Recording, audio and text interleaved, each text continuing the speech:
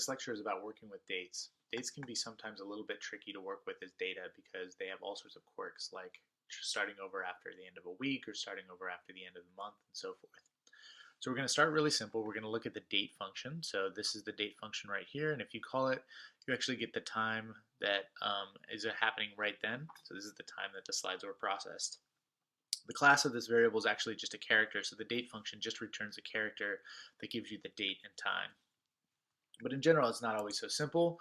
So for example, if you use the sysdate function, you actually end up with something here that looks a little bit just like a date, just like you saw before, but maybe without the time. And if you look at the class of this variable here, it's actually a date variable. So it has some different properties that make it a little bit nicer in terms of analyzing date data, but a little bit more difficult or tricky than dealing with just text files in some respects. So the first thing that we might want to do is reformat that into a different format. So for example, we would use the format function. We would apply it to that date. And then we would say we would like to see the abbreviation for the day, the abbreviation for the month, and then the actual date that you've seen. And so that gives you Sunday, January 12th, just like this. You can use different characters within these quotes. And so, for example, you can get the day as a number. You can get %A is abbreviated weekday, capital %A is unabbreviated weekday, lowercase %m is month, 0 to 12, and so forth. So you can use all of this to get the dates into any format that is nice and visually appealing to you. You can also take character vectors like this. So here's a character vector where I have a bunch of different dates, and I can turn them into dates by telling the function as.date that you should be looking for a day, you should be looking for a month, and then you should be looking for a year. And so what that will then do is turn these into dates.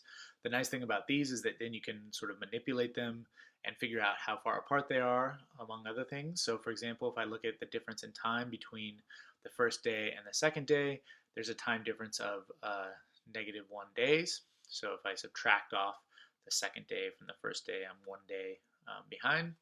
And so you can actually turn that into a numeric variable, so you can actually get the differences between dates in terms of the number of days apart that they are very easily using dates.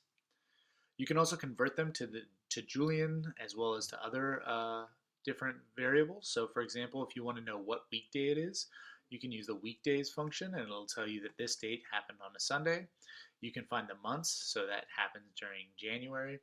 And you can turn it into a Julian date. And so what that is the number of days that have occurred since the origin, and it'll tell you here what the origin is. In this case, the origin is the 1st of January 1970. So that's the number of days that have occurred since the origin date. The lubridate package is actually very nice and makes working with dates even simpler than it is with the as.date function, among others. So if you load the lubridate library, then what you can do is convert a number to a date, and you can do that regardless of what the format is. So if you tell it YMD, that means it's going to look for the year first, followed by the month, followed by the date, in any sort of the standard formats that you might imagine. So in this case, it's going to find 2014, then 01, then 08, and turn that into a date.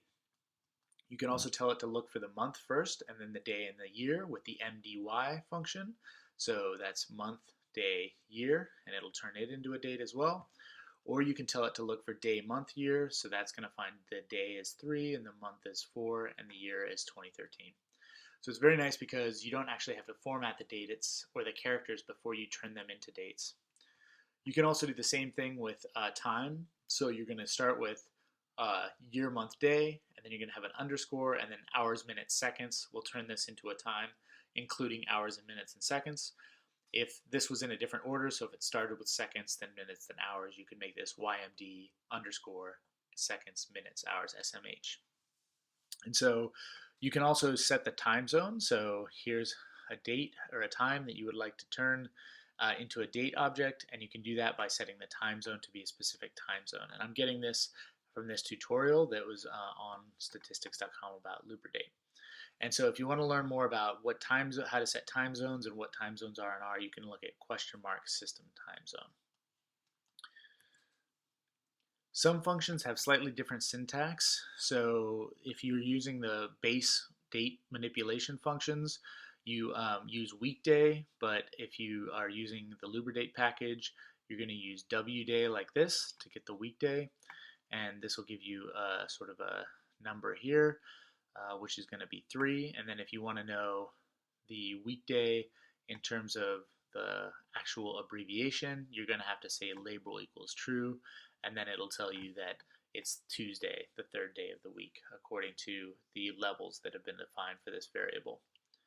So a lot more information is available on this very nice LubriDate tutorial from which I borrowed some of the information for this. You can also find similar content in the LubriDate package vignette.